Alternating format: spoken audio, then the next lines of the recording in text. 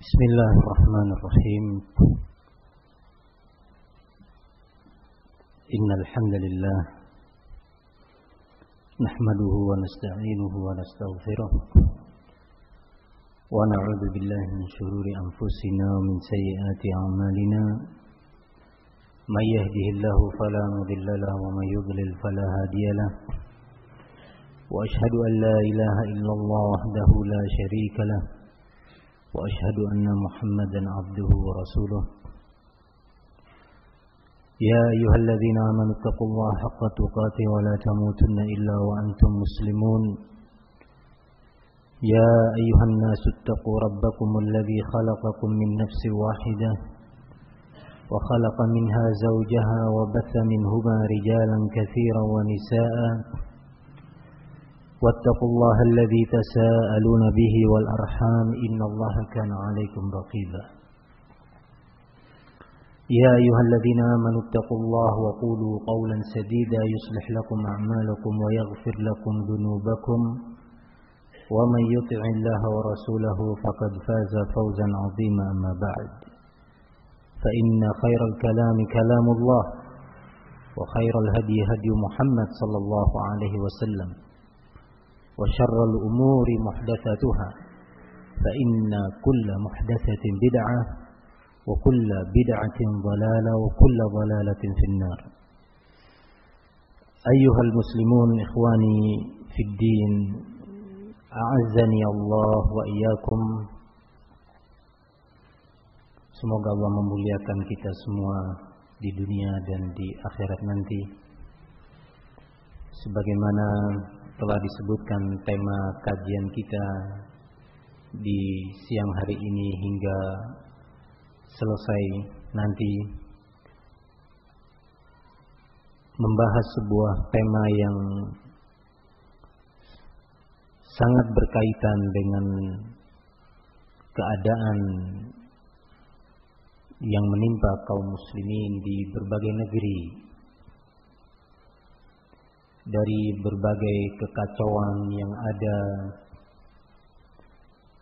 tidak kondusifnya hubungan antar satu dan yang lainnya, tidak terciptanya stabilitas nasional negara-negara mereka, percekcokan politik, hilangnya rasa aman dari masyarakat, dan berbagai musibah-musibah dan bencana alam yang semakin memperumit keadaan mereka. Dari hari ke hari seolah-olah tak kunjung usai, berbagai problem itu terus melilit umat. Berbagai musibah dan malapetaka juga tak henti-hentinya menimpa negeri-negeri kaum muslimin.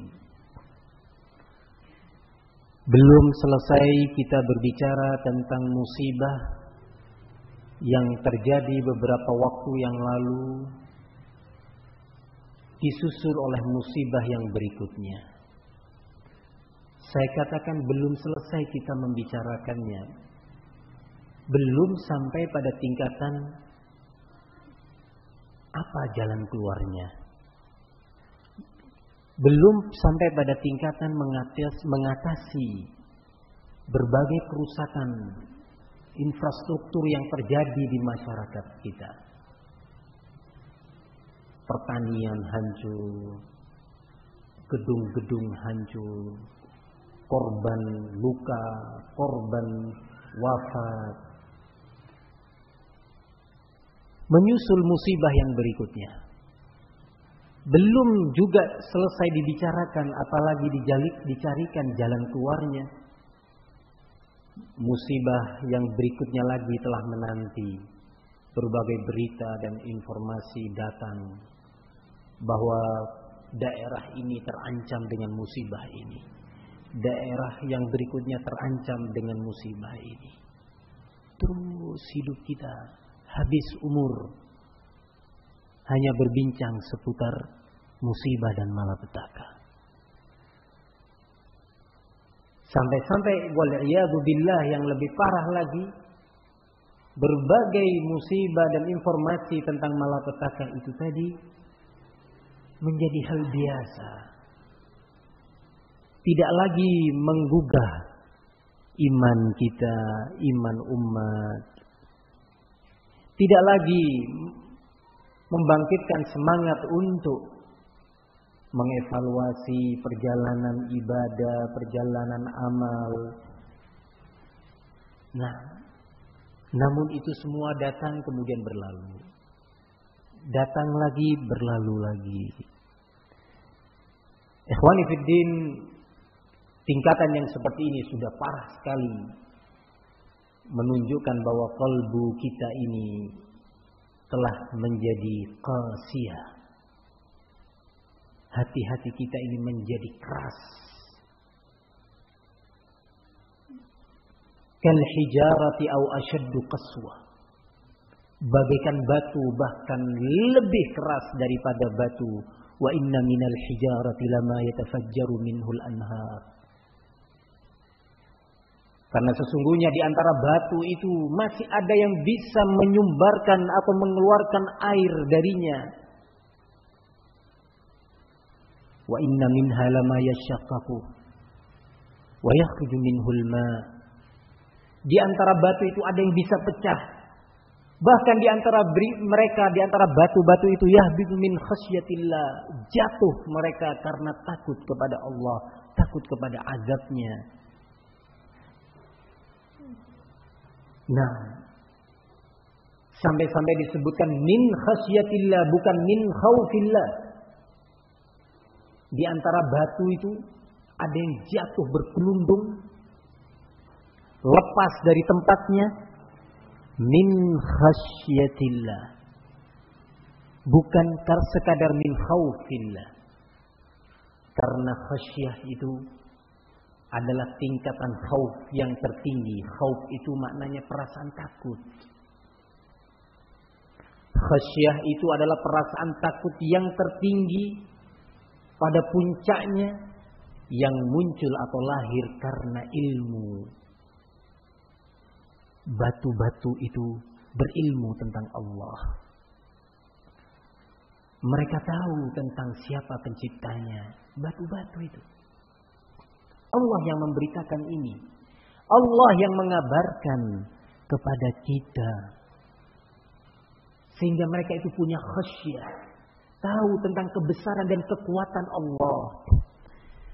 Sampai-sampai ketika kaum Nasara mengklaim dan berakidah bahwasanya Allah itu memiliki anak. Allah menyatakan, takadus samawatu yatafattarna minhu. Hampir-hampir, kata Allah subhanahu wa ta'ala, langit ini pecah rontok dikarenakan ucapan mereka yang menyatakan Allah itu memiliki anak. Langit itu bisa rontok. Wa tanshaqqul jibal, dan gunung-gunung yang di dalamnya penuh dengan batu-batu kuat pecah hampir karena ucapan mereka kaum Nasara, ketakutan mereka kepada azab Allah. Memiliki khasyah, tidak sekadar memiliki khauf. Ya subhanallah, tetapi manusia. Ikhwani fiddin, a'azzani Allah wa iyyakum. Kajian seperti ini sebenarnya sebagai salah satu bentuk kepedulian kita terhadap nasib bangsa ini. Salah satu bentuk kepedulian kita terhadap masa depan bangsa ini atau kaum muslimin di negeri ini. Berbagai seminar dilakukan, simposium dilakukan, berbagai karya tulis, pembahasan demi pembahasan, rapat ke rapat, musyawarah ke musyawarah, mencari jalan keluar. Bagaikan orang yang membangun bangunan tinggi kemudian setelah itu dihancurkan lagi. Membangun lagi, dihancurkan lagi. Sehingga dengan itu habislah tenaga kita. Terkuras segala pikiran dan tenaga kita untuk itu secara sia-sia. Kenapa? Karena tidak menempuh jalan yang syar'i ketika mencari jalan keluar. Tidak kembali kepada bimbingan Allah dan bimbingan Rasulnya ketika mencari solusi. Sebatas urusan-urusan materi, pembenahan fasilitas, tanpa ada upaya yang serius untuk melakukan pembenahan qalbu, pembenahan iman, pembenahan akhlak, pembenahan akidah dan ibadah. Sehingga terkuras tenaga kita. Berapa biaya yang sudah keluar? Walaupun penuh dengan sumbangan, sehingga negeri kita ini negeri yang selalu menunggu sumbangan. Dari musibah ini, sebentar musibah sana, di arah selatan, di arah utara, di arah timur, di arah barat. Sekarang sedang terancam terus dengan berbagai musibah. Sebagian daerah sedang memikirkan bagaimana mengatasi kehancuran yang telah mereka rasakan. Ikhwani fiddin, rahimani wa rahimakumullah.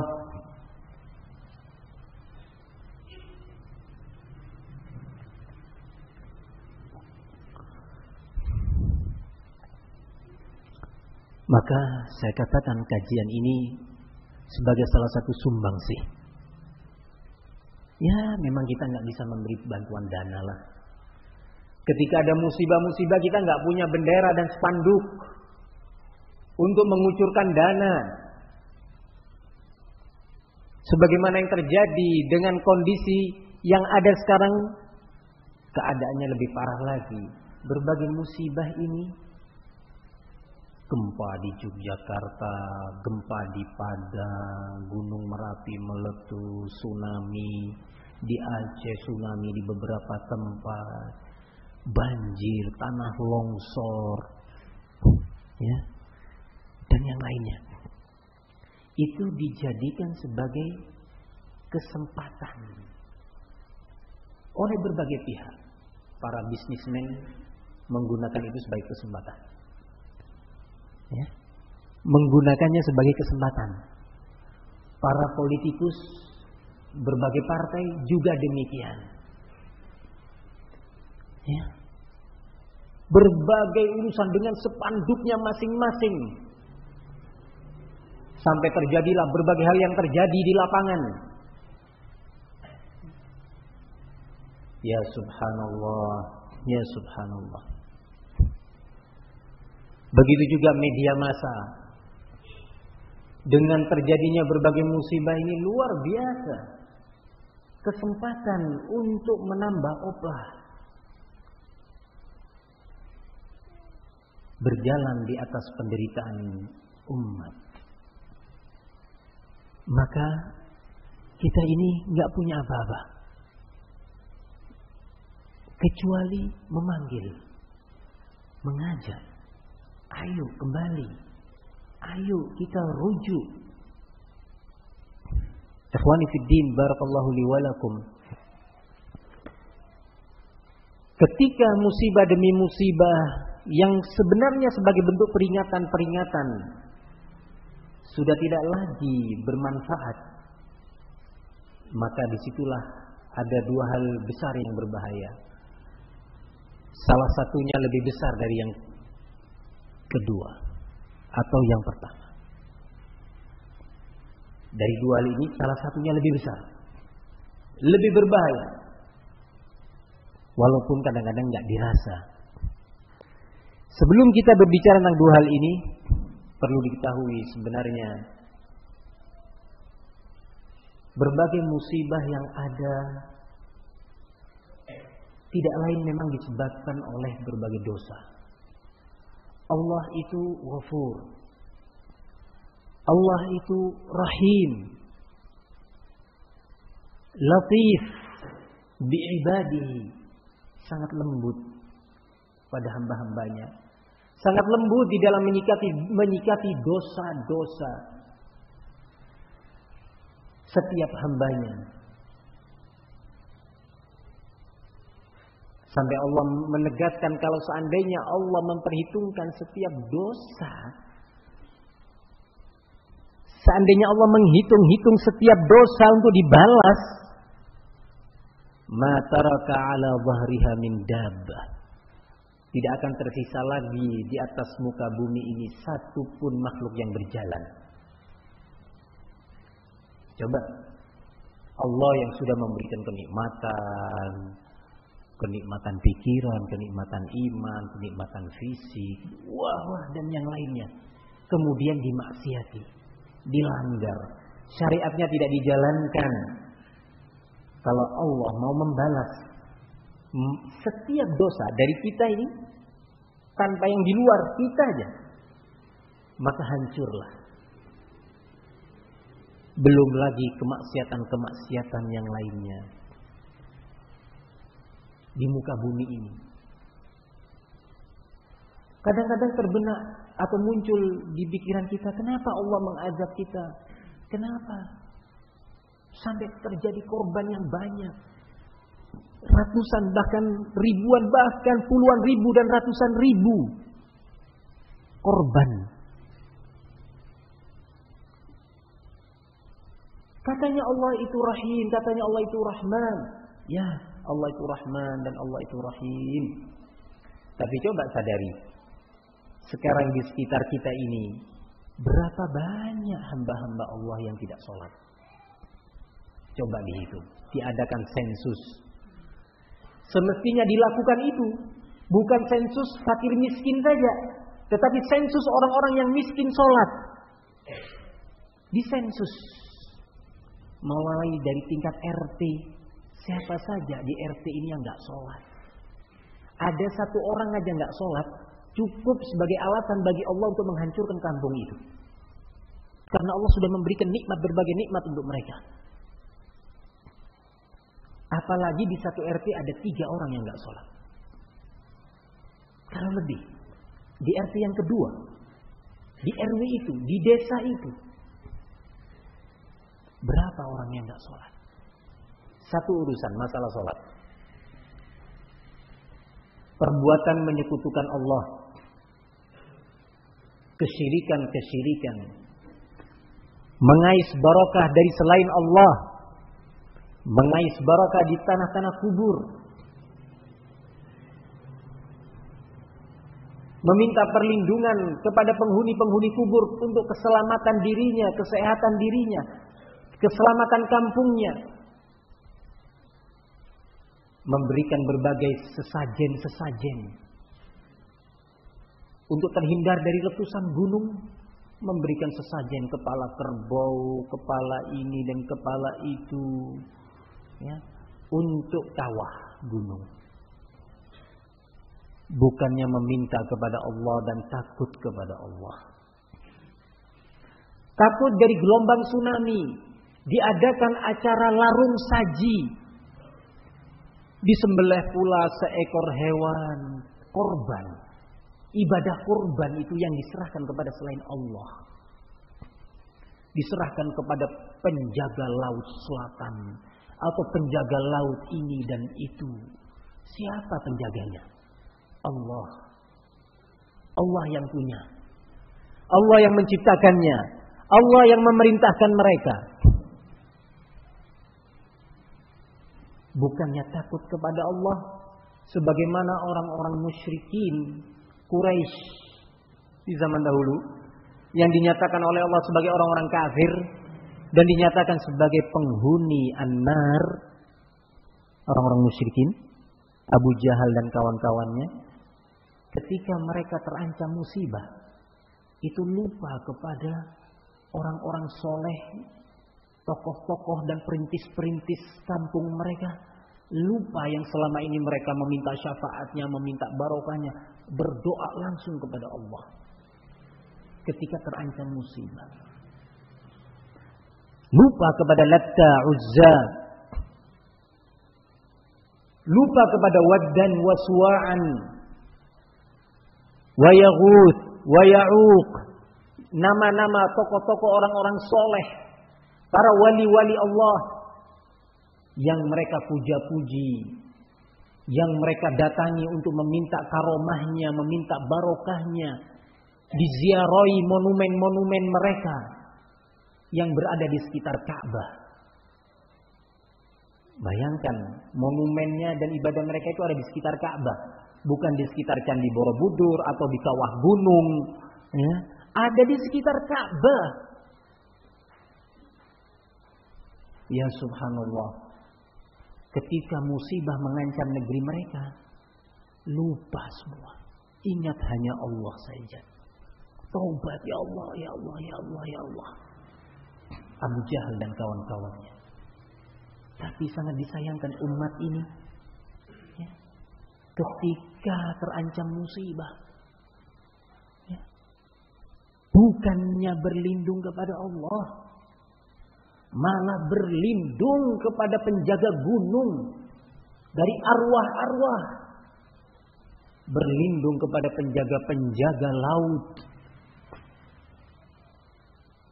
Ya subhanallah, setahun yang lalu, bulan Muharram tahun yang lalu, bukan tahun kemarin ini, saya pulang dari arah Jogja menuju arah Jember melewati Gunung Merapi bagian utara yang bersebelahan dengan Gunung Merbabu. Dua puncak gunung lewat tengahnya, ini Gunung Merapi. Ketika pulang itu saya melewati daerah tersebut sudah menjelang waktu Isya malam. Ini Merapi masih terlihat pada waktu itu sudah cahaya merah kawah yang sinarnya terpantulkan dari awan yang berada di atas kawah itu. Subhanallah, kok banyak orang, ribuan bahkan puluhan ribu orang berbondong-bondong dari arah bawah, dari semua arah. Saya nggak paham waktu itu. Berbincang dengan teman, apa ini? Ini Ustaz, mungkin 1 Muharram, peringatan 1 Syuro.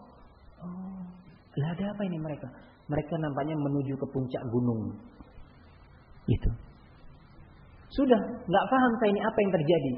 Baru beberapa bulan yang lalu ketika Gunung Merapi meletus, disebutkan di dalam beberapa informasi bahwa penduduk kampung yang berada di bagian utara Gunung Merapi pada tanggal 1 Muharram 1431 Hijriah tahun kemarin melakukan acara larung saji, memberikan sesajen-sesajen ke penjaga kawah Gunung Merapi yang diantarkan secara berbondong-bondong.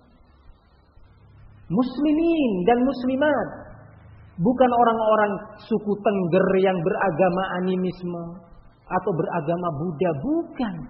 Muslimin dan muslimat, saudara-saudara kita juga berbondong-bondong ke atas. Ternyata memberikan sesajen. Ya subhanallah, amma yasifun. Ya subhanallah, amma yusyrikun. Maha suci Allah dari perbuatan kesyirikan yang mereka jadikan bagi Allah sekutu-sekutu. Arwah penjaga gunung dijadikan sekutu Allah di dalam memohon perlindungan. Arwah penjaga lautan Samudra Hindia, Nyi Roro Kidul, ya, dijadikan sebagai tandingan Allah untuk meminta keselamatan dengan memberikan atau melakukan ibadah kurban sesajen. Ya subhanallah amma yusyrikun. Betapa Allah itu masih rahim, betapa Allah itu masih rahman, masih latif, rauf. Allah itu. Ini satu bentuk kemungkaran saja. Belum lagi kemungkaran-kemungkaran lain yang ada di masyarakat kita. Saya ingin menyebutkan beberapa kemungkaran ini agar kita tahu bahwa Allah itu Rahman dan Rahim. Suka menunda azabnya, memberi kesempatan untuk taubat, untuk mendengarkan peringatan dan teguran, kemudian rujuk menangis kembali kepada Allah. Kemungkaran berikutnya berbagai kegiatan kekufuran yang dilakukan oleh murid-murid Yahudi dan Nasara, yaitu kaum liberalis.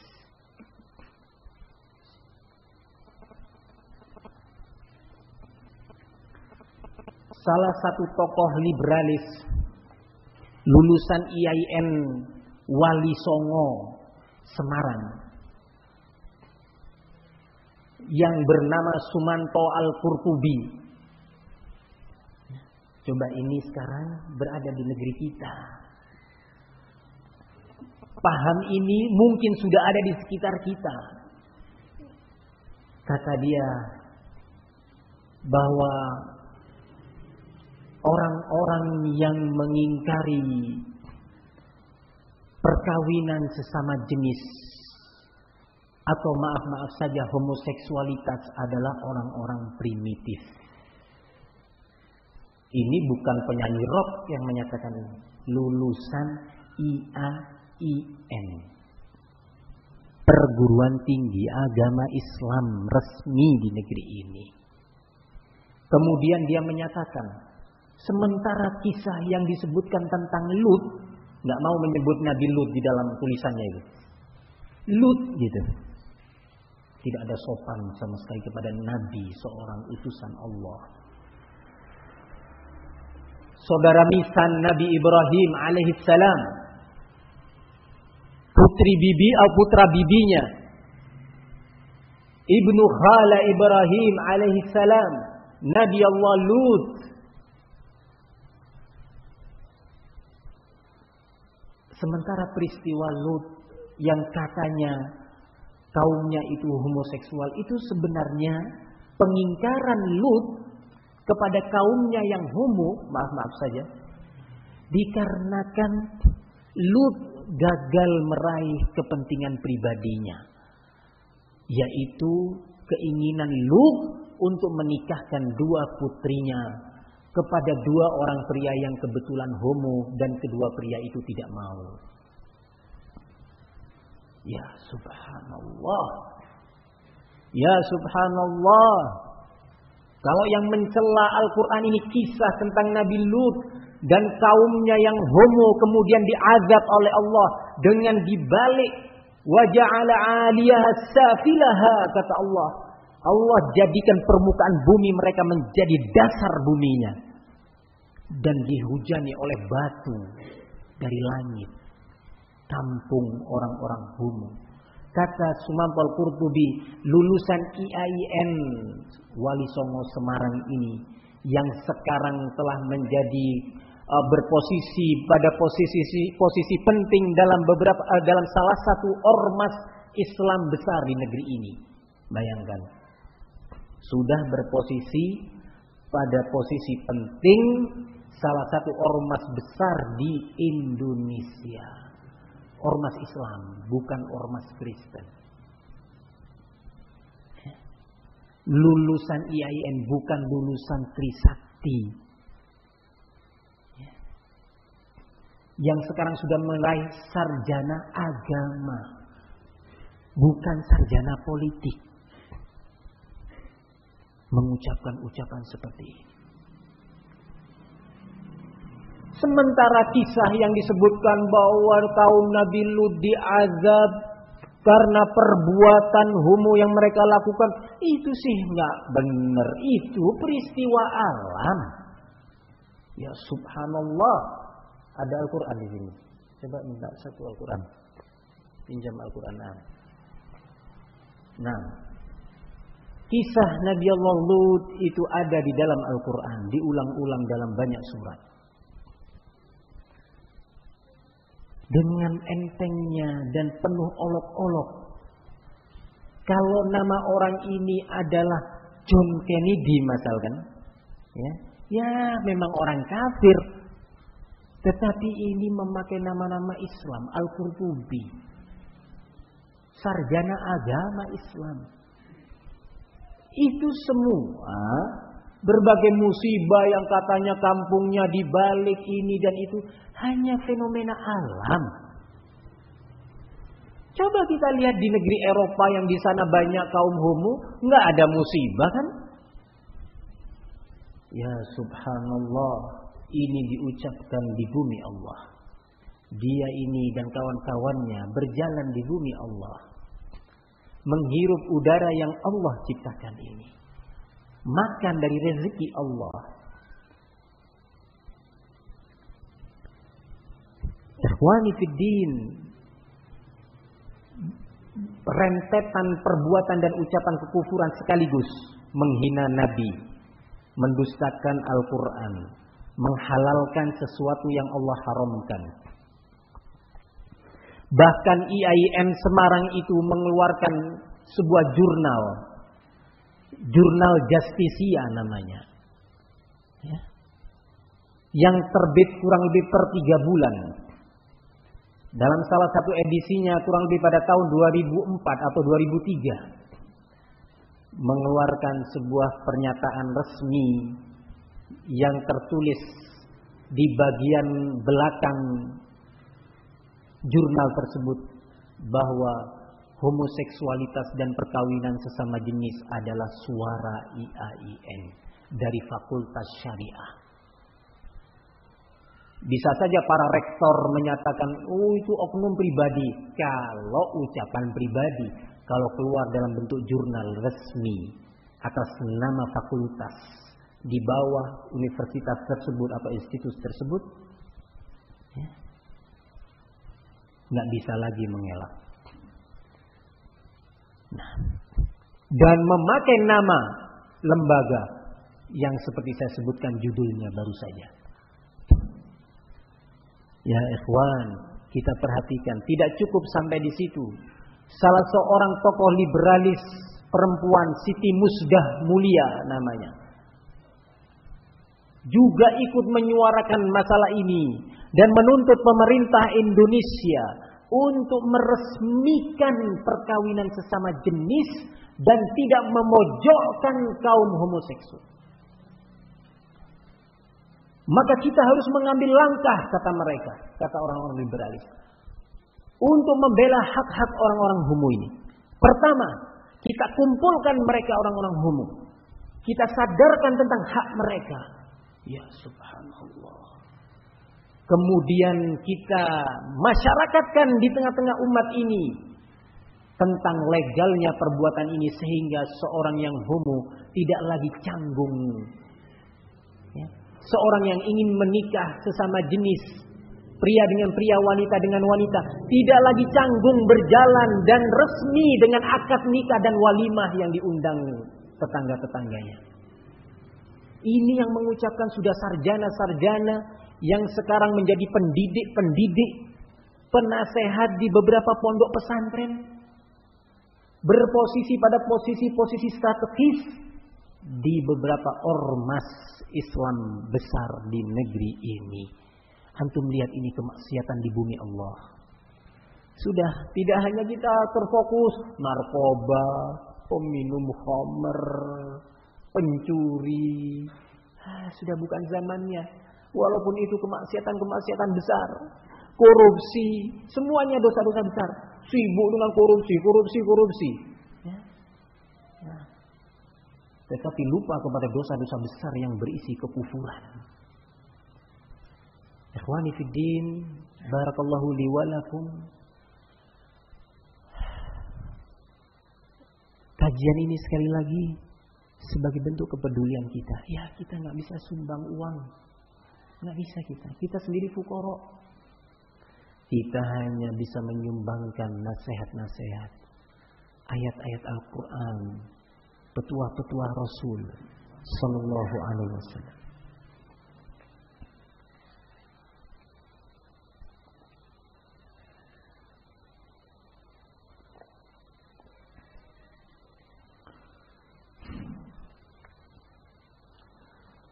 berbagai kemungkaran terjadi di muka bumi ini. Maka Allah Subhanahu wa taala menyatakan, "Walaqad arsalna ila umamin min qablika bil ba'sa'i wad dharra la'allahum yatadarra'un." Sungguh wahai Muhammad, aku telah utus berbagai musibah, aku kirim berbagai malapetaka kepada umat-umat sebelum kamu, dengan sebab dosa-dosa mereka, agar mereka itu merendahkan diri mereka kepada Allah, bertaubat tunduk patuh kepada Allah. Ini tujuan dari diberikannya atau diturunkannya dan dikirimkannya musibah atau malapetaka kepada sebuah kaum. La'allahum yatadarra'un, agar mereka itu menjadi tunduk patuh, berserah diri kepada Allah dan syariatnya. Ini tujuannya. Di dalam surat Ar-Rum Allah menyatakan, "Zaharal fasad fil barri wal bahri bima kasabat aydin nas la'allahum yarji'un." Sungguh telah nampak berbagai malapetaka di muka bumi, di lautan.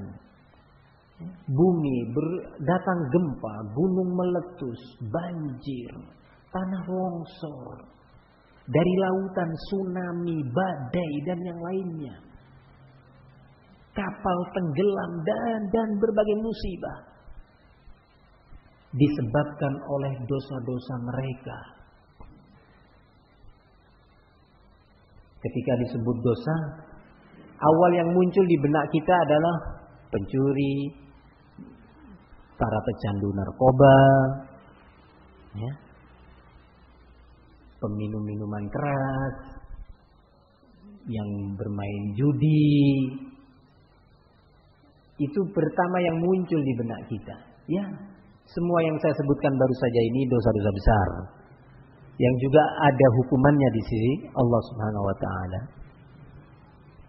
yang juga berpotensi untuk mengundang azab. Tetapi jangan lupa terhadap dosa-dosa besar yang terbesar, yang sebagian kecilnya tadi saya sebutkan. Para pelaku dosa narkoba nampak orangnya kurus, pakai anting, celananya robek-robek, wajah lesu, di jalan-jalan, di diskotik, di karaoke. Nah, kalau pelaku dosa-dosa besar terbesar yang tadi, itu para orang-orang yang ditokohkan. Sebagiannya sudah mendapat gelar ustadz atau mendapat gelar kiai, gelar kemasyarakatan. Kalau gelar pendidikan sudah mendapat SAG atau MAG atau doktor, mengisi seminar-seminar atas nama agama Islam. Tempat bercokolnya itu di lembaga-lembaga bernuansakan Islam dalam tanda kutip. Ya. Itu yang sebenarnya harus banyak di benak kita ini.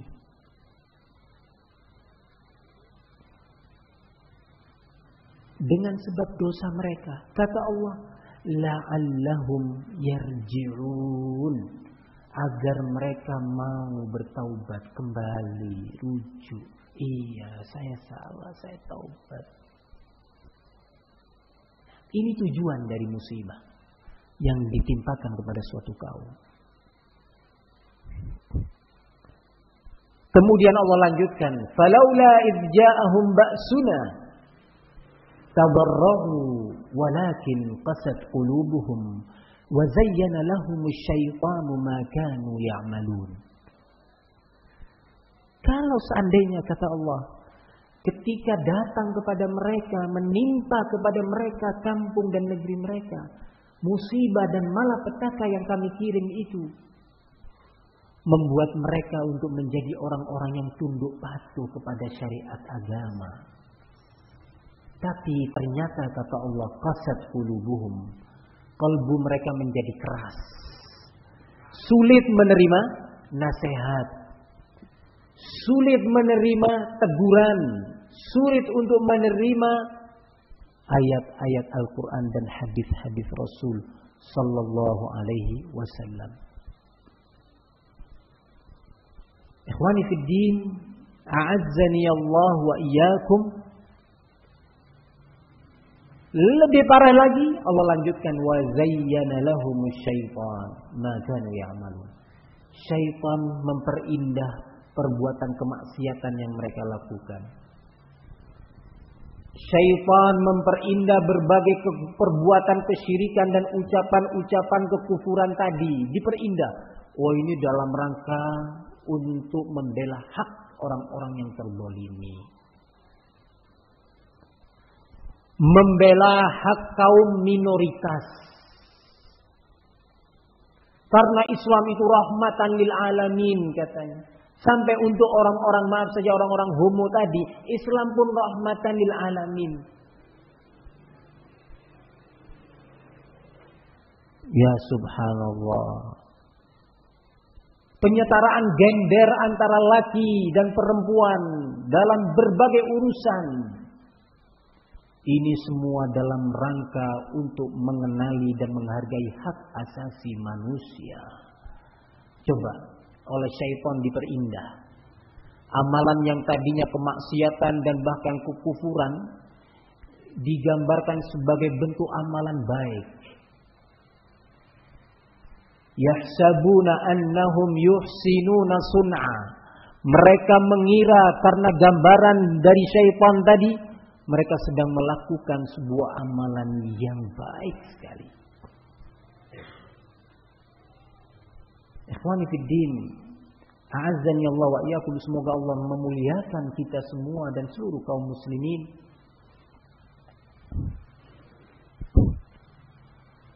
Tetapi ketika berbagai teguran sudah tidak lagi bermanfaat, ketika ayat-ayat Al-Quran sudah tidak lagi menambah iman, justru yang ada sebagaimana kita bahas di waktu pagi tadi, wala yazidanna katsiran minhum ma unzila ilaika min rabbik tughyanan wa kufra. Sungguh kata Allah, berbagai ayat dan wahyu yang telah diturunkan kepadamu itu tidaklah menambah kepada sebagian mereka kecuali kekufuran dan pelanggaran demi pelanggaran. Karena memang hatinya enggan terhadap syariat Allah.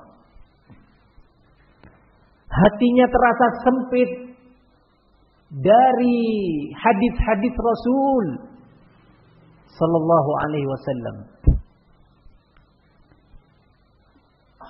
Ikhwani, azani Allah wa iyyakum. Maka di saat seperti itu, mereka terus berbuat kezaliman, menzalimi dirinya dengan berbagai kemaksiatan, menzalimi syariat Allah dengan dilecehkan, menzalimi hak-hak Allah dengan perbuatan kesyirikan dan kekufuran. Maka Allah menyatakan, wa kadzalika akhdhu rabbika idza akhadzal qura wa hiya zalimatun inna akhdahu alimun syadid inna fi dzalika laayatan liman khafa 'adzabal akhirah. Demikianlah kata Allah, kalau Allah sudah menimpakan musibah dan malapetaka kepada sebuah negeri dalam kondisi mereka sedang berbuat kezaliman. Kezaliman apa sih? Kezaliman dengan maknanya yang luas yang tadi saya sebutkan. Kezaliman terhadap dirinya sendiri dengan berbagai kemaksiatan, ya. Berbagai kemaksiatan dengan berbagai warna dan ragamnya. Istri kurang ajar kepada suami, berani membentak suami, berkata keras dan mengangkat suara di hadapan suaminya. Suami menzalimi istri, menzalimi anak-anaknya. Anak-anak tidak lagi berbirrul walidain kepada orang tuanya. Dan seterusnya berbagai kemaksiatan yang ada di muka bumi ini, menzalimi dirinya atau menzalimi orang lain dari hamba-hamba Allah. Menzalimi tetangga, menzalimi teman dagang, menzalimi teman kerja, menzalimi majikan, majikan menzalimi buruh, buruh menzalimi majikan. Si buruh diberi tugas oleh majikannya untuk mengerjakan suatu tugas, menebarkan pupuk untuk 1 hektar lahan pertanian, 2 kuintal pupuk yang disebarkan hanya 170 kilo, yang 30 kilo disimpan. Seorang pegawai di pabrik juga demikian, menzalimi. Seorang pembantu rumah tangga menzalimi majikan, majikan menzalimi pembantu rumah tangga, majikan menzalimi buruh. Ya. Ikhwani fid din, barakallahu li wa lakum. Ini jenis kezaliman yang kedua. Yang ketiga, kezaliman seorang hamba kepada Allah dengan mengurangi atau tidak menunaikan hak-hak Allah.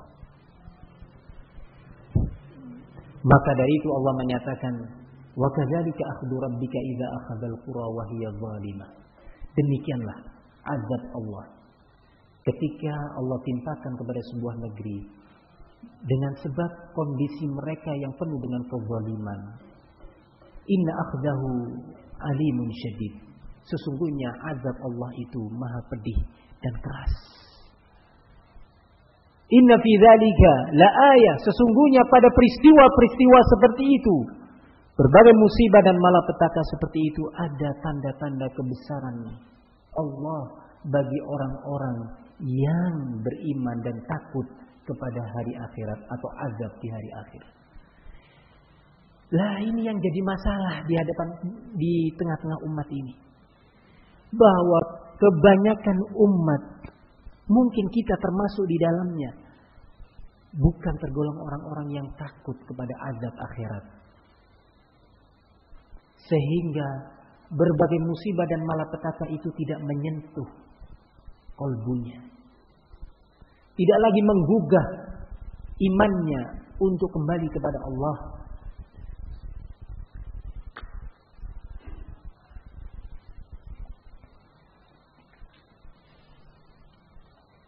Kalau sudah dalam